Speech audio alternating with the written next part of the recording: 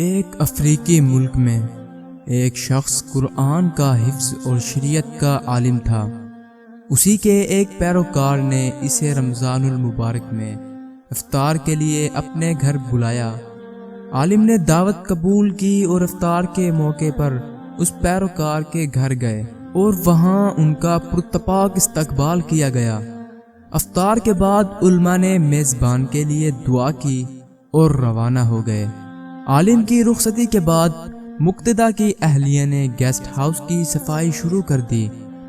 اچانک اسے یاد آیا کہ اس نے کچھ رقم گیسٹ ہاؤس میں رکھی تھی، لیکن بہت تلاش کرنے کے باوجود خاتون کو پیسے نہیں ملے اور اس نے اپنے شوہر سے پوچھا، کیا آپ نے یہ رقم لی ہے؟ شوہر نے جواب دیا، نہیں۔ تب بیوی نے اپنے شوہر سے کہا کہ ہمارے مہمان کے علاوہ کوئی اور نہیں آیا، ہمارا بچہ بھی دوسرے کمرے میں تھا اور چھوٹا بچہ چوری بھی نہیں کر سکتا جو ابھی جھولے میں ہے۔ آخر کار وہ دونوں اس نتیجے پر پہنچے کہ مہمان نے رقم چوری کی ہے۔ میزبان کا غصہ کم نہ ہوا۔ یہ کیسے ہو سکتا ہے کہ ہم نے اسے بہت عزت کے ساتھ اپنے گھر بلایا اور اس نے یہ غلط کام کیا؟ اس شخص کو چور نہیں بلکہ قوم کے لیے ایک رول ماڈل ہونا چاہیے تھا۔ غم اور غصے کے باوجود اس شخص نے شرمندہ ہو کر معاملہ چھپا دیا، لیکن اسی کے ساتھ ہی وہ مولویوں سے دور رہنے لگا تاکہ ان کے ساتھ نماز پڑھنے کی ضرورت نہ پڑے۔ اسی طرح سال گزر گیا اور پھر رمضان المبارک آیا۔ تب لوگوں نے اسی خاص محبت اور جوش و جذبے کے ساتھ دینی علماء کو افطار کے لیے اپنے گھروں میں مدعو کرنا شروع کر دیا۔ اس شخص نے اپنی بیوی سے کہا، کیا ہم ان کی دعوت کریں؟ مولانا صاحب کو گھر بلائیں یا نہیں؟ بیوی نے کہا، مجھے لگتا ہے کہ بلانا چاہیے، کیونکہ ہو سکتا ہے انہوں نے یہ رقم کسی مجبوری کے تحت اٹھائی ہو۔ کیوں نہ ہم انہیں معاف کر دیں تاکہ اللہ ہمارے گناہوں کو معاف کر دے۔ تب اس شخص نے اسی احترام کے ساتھ مولانا صاحب کو افطار کے لیے اپنے گھر بلایا۔ افطار ختم ہونے پر میزبان نے مہمان سے کہا، جناب، آپ نے توجہ دی ہوگی کہ گزشتہ برس سے آپ کے ساتھ میرا رویہ بدل گیا ہے۔ عالم نے جواب دیا، جی ہاں، میں نے سوچا شاید آپ کی مصروفیات بڑھ گئی ہوں گی۔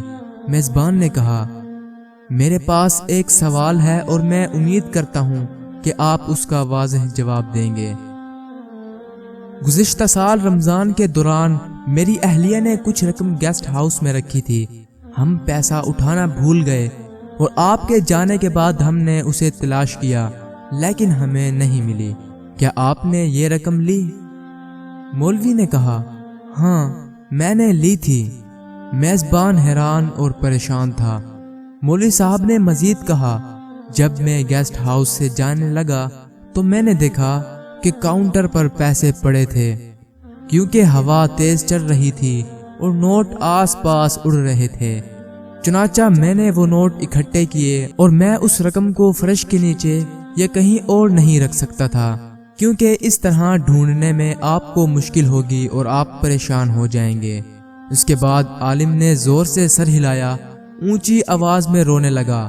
پھر تھوڑی دیر بعد اس نے میزبان کو مخاطب کیا اور کہا، میں اس لیے نہیں رو رہا ہوں کیونکہ آپ نے مجھ پر چوری کا الزام لگایا ہے۔ رونے کی اصل وجہ یہ ہے کہ آپ میں سے کسی نے بھی 1 سال سے قرآن مجید کا ایک صفحہ بھی نہیں پڑھا۔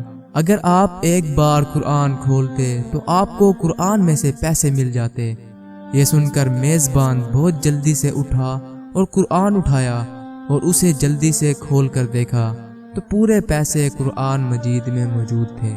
آخر میں اہم بات یہ ہے کہ ہمارے معاشرے میں آج یہ معاملہ ہے کہ ہم مسلمان 1 سال میں 1 دن بھی قرآن نہیں کھولتے، جبکہ اپنے آپ کو حقیقی اور سچا مسلمان سمجھتے ہیں۔